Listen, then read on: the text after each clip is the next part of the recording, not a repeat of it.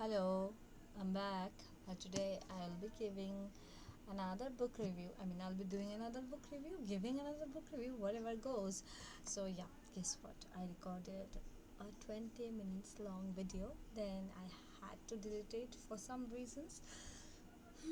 I'll be talking once again about this one. Let's go, let's start. I'll be digressing less and talking more about this book. So, I have finished this book on 1st of June.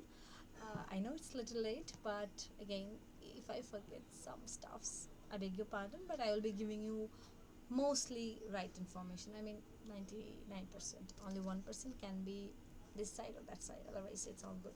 Okay, this one is titled the not the sorry Crooked Seats by Karen Jennings. Karen Jennings is a writer whose novel An Island was Booker longlisted, which is great, but I haven't read that one. I read this one and I like it. I would like to tell you one thing: this book is not a comfy book. This is not the rom-com that I would prefer on a Sunday afternoon or anything like that. But this one is a, let me put my glass on the other side. This one is a unsettling one, as I have written here. If you can see. Anyway, you don't have to see everything. Anyway, so right, this one is an unsettling one. It is not dystopian, but it is certainly not utopian as well. It is set in near future, 2028. It may seem that yeah, only 3 years done and it will be 2028. Only 3 years needed to be done, needed to be passed, but it is in the near future and it's about 2028 Cape Town, and the main character is a 53-year-old woman called Deidre Van Deventer, something of that sort. I'm not sure if I'm you know pronouncing the name the correct way. If I'm making any mistake, if any South African person is out there watching my video, pretty impossible. But yeah, if you are watching it, do correct me. I will be correcting myself as well. All right. So now let's talk about this book. Uh, I will read the blurb. A woman in post-apartheid South Africa confronts her family's troubling past in this stout and daring novel sorry, about national trauma and collective guilt. And the moment I hear national trauma, collective guilt, I feel, oh baby, no baby, this is my book, baby. No, wait, let me drink a little bit of water. So yeah, so collective guilt. I was really intrigued to see what's in there, what is written here, and I could, guess already from this long paragraphs that it's something which is not very comfortable, not very soothing. It's very dry, and it is literally dry. The book's content in a way is very dry, and that's what the book talks about. So it's very obvious, isn't it? Anyway, so I didn't know what I was supposed to encounter, but I was thinking that I'll be encountering something different. By the way, I got this book as the Poila Boishak gift. Poila Boishak means the Indian, not Indian, sorry, Bengali New Year. So I'm a Bengali person, so Bengali New Year is called Pohela Boishak or Poila Boishak. So I got this book as the gift of that. I was gifted this book. Anyway, so the character list, let me just read out. Deidre, the main character. Then there is Monica, who is Deidre's daughter. But mind you, Deidre is unmarried. Okay, she never married anybody. Then Winston, who is a security guard. Then there is Truddy, who is Deidre's mother. Ross, Deidre's brother. Paul, I think that's Deidre's father, or maybe Deidre's friend. I'm confused about the name.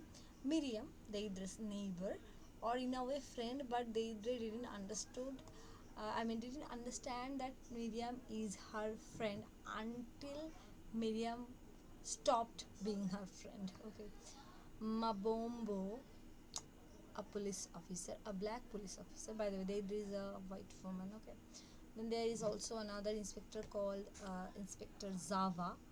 Zava, XABA. I don't know again if I am pronouncing it in a correct way. Now let's talk about the book. The book's beginning. If I read it out, you will understand what I am talking about.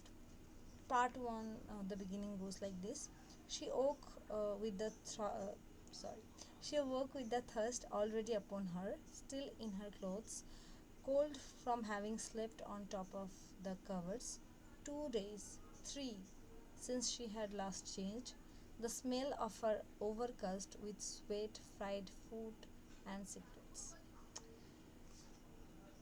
You can just feel that you are going to experience something which is not very clean, and that's true because it's about a time of drought. Okay, so I will be reading the first two and a half lines from the blurb.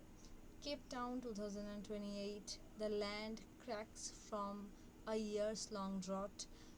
The nearby mountains threaten to burn, and the queue for the water trucks grows never grows ever longer. Okay, so that's, I mean, it's really scary. I felt scared, unsettled, uh, at times disgusted, very uncomfortable, but I felt that this is needed, this is something important. I'm not gonna give you the lesson about how important it is to take care of our environment and all this.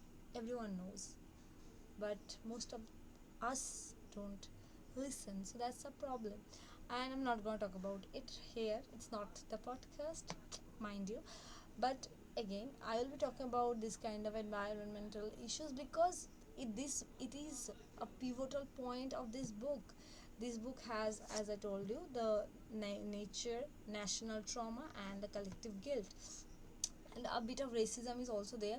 I mean, not in the very prominent way, and I mean, Deidre is a very human character. She is not the perfect character. She is not the best person. She is not the worst, but not the best at all. She is, in a way, somewhere between good or bad, in the gray area, I would call it. But yeah, she is also a cripple. I mean, I should not call it that way, but she proclaims that, and she is a cripple because she lost her leg due to an explosion in her 20s, and the explosion was caused by her brother. So the narrative is not at all linear. It will unsettle you. Certainly, it is gonna unsettle you, and it's not like they came, they thought, they went into her imagination or into her memory. She is suddenly nostalgic. No, suddenly you are reading and suddenly you are in her memory. It's just like that. But what can I say? That's the way it's written, and there are so many things. And actually, I mean, again, I'll be telling you one thing, that I honestly believe that I don't find the books. The books find me. So I felt that the when I was reading this book, uh, I felt that life was not very fruitful from my side as well. It was also in a way barren. uh, I was wishing for kindness, just the way they was wishing for water, or at least, what can I say, contentment. Just the way they was looking for that, I was looking for kindness, or friendly touch, or not touch in that sense. I mean, a friendly connection I was looking for. Well, those days are gone, by the way. But yeah, crooked seeds hasn't gone. So let's talk about it. I will be I and the you will understand the reason why I'm saying that the books find me, I don't find the books, because uh, I felt that way, and it's so true. So let me read you something from page number 105. Here was the desperation once more. black within her and fierce, and all around her this bright and terrifying doom. But she bit her finger, made the pain shift to that small center until she had beaten the tears out of herself. And it may seem like just a normal couple of lines, but if you read it within context, you will understand what I am doing or why I am saying that. Uh, it's just that, okay. So let me give you a little idea about Deidre's life. So Deidre, as I told you, is a crippled person. She's not living at her own house. She's living at a refugee refugee apartment, if that's a term. So basically, the South Africa that is talked about here uh, is not the great South Africa, I would call it. So people were removed from their houses because the government needs those land, and they were given apartments at not so great places. So they also lives there alone. Her mother is in a mental hospital or hospital, whatever you wanna call, and her daughter, again I told you she's not married. The daughter is shown as adopted, but the secret will be revealed at the end. uh, little spoiler, but anyway, this book is not about being spoiled or not. It's the way it is written.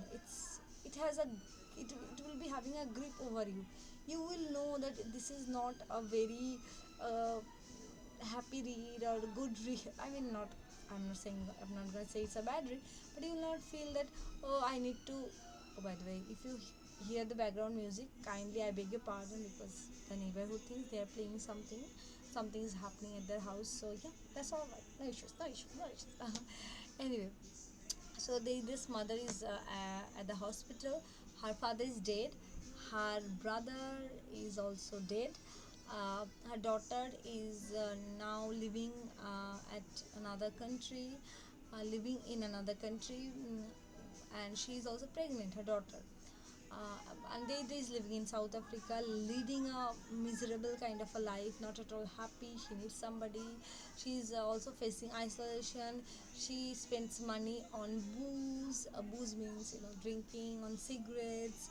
She's again, as you can see from the very first few lines, that she's not at all a put together person. I mean, yeah, I told you, books find me. I don't find books. But again, but yeah, it's not like I am Daidre. Maybe I will become like Daidre. Who knows? No, I'm not gonna become, because no. Anyway, let's not get into the in what this called interior monologue or inner monologue or whatever. Let's not get too literary as well. Okay, so Deidre's brother, I told you, he also died, and his character plays a very pivotal role in her life, in the book, and in also the national guilt. I mentioned the word national guilt. So that national guilt, how it is connected, you will get to see with her brother's character, and also you will get to see patriarchy, class, racism, uh, eco criticism, uh, in that sense, if I can call it feminism at times. Uh, yeah, it's a mix of so many things, and I like it. It's just good. Yeah, and also this also talks about how nature is not complementing human beings. Human beings are complementing the nature. So it's not about human beings being at the center, it's nature being at the center. So I just yawned, so my eyes looks little watery. That's all right. Uh, uh, but this book is just not the the the very comfy book for me, or maybe for anyone. And at the end, when the twist is revealed, I was like, oh my god. And even Deidre, as I told you, she's not the very pious character. She also, her remarks at times are very racist. So there is a point in the book where they talk about votes, and let me read you the part. Wait, the case. Mm, Wait a sec, I will tell you. So Deidre's neighbor come friend Miriam, she was talking about votes and the importance of votes, and Miriam was a black person, mind you. You may see why are you saying black and white, because it matters in South Africa, even in post apartheid South Africa, it mattered a lot. I, as a person, hate racism. I don't believe in it. Of course, who will believe in that bullshit? But it is practiced. I don't believe in patriarchy as well. I'm I believe in equality, which is in a way very impossible. But again, I still try to believe in. But again, the patriarchy, then class system, racism, then also gender discrimination. We are living in the society which is full of this. True, it's so true. Even after getting the job that I'm currently doing, I also understood it in a hard way that it's just, I mean, I was reading about these people in my books, and I was arguing against these people in my lectures, and now I am working among these people. So I am not gonna say it's a bad thing, good thing. No, I'm gonna leave it to you. But it is the way it is. Society still has this kind of people, and there are so many of them. Okay, so they saying, so Miriam asked Deidre, what do you think about voting? Deidre said, no, I'm not gonna vote, it doesn't matter. Then Miriam said, why? Why it doesn't matter? Then Deidre saying, listen, it's different for you. Your colors of voting actually means something to you and your people, because you were kept from it for all those years. So for you, voting is like really meaningful. It has an actual reason. I mean, how discriminative this idea is. Still, the concept of other, that you are the other, you didn't get the chance to vote, now you are getting it, that's why you're excited about it. I don't have to be, I always got the chance to vote, and it doesn't bother me at all. So it's just, it's as if she doesn't care, because I mean, this voting right has always been mandated for her. She can vote, but blacks can't. So that's a very uh, narrow thing, and I think Karen Jennings does it intentionally. I don't know. And it's not the only comment. Deidre is also not a very good friend. I mean, what she says is not pointless, but how she behaves is sometimes pointless. Sometimes she's just complaining without doing anything. Um, so she's a very complex character. I cannot say she's, as I told you, she's in the gray area. She's not good, not bad, and she will slowly discover the truth of her family. So basically, I will tell you the plot part of a little. So it starts with their just regular life, how boring it is, how wasted it is, how, what can I say, how barren and dry it is, both literally and metaphorically. Literally, because look at the nature, look at the environment of that time. It's a drought, as it is written, a years long drought. So, oh my god. And even at the end of the story, the mountains did start to burn. I mean, it's horrifying to even think. I really feel scared at that time. So yeah, Deidre is a person like that. Okay, uh, it's a barren life. The story initially talks about that. Then slowly it progresses, and two officers ask Deidre about her brother, her house from where she was removed because of government's work and all this kind of stuffs. And slowly so many secrets are unveiled, and Deidre also learns about a very big truth. And I also feel that Deidre has always knew that something is behind that, but she never had the guts to go and unveil it. But at the end of the story, she did get the courage and does, I mean, she did unveil it totally. So it's just good. I like it. I really like the book. I'm not gonna say it's a 5 out of 5 stars for me, but it's certainly a 4. 3.5 maybe I will not give. I will give it 4 stars because let me tell you, because I am someone who tries to avoid this kind of novels, but of course ends up reading all this kind of stuffs.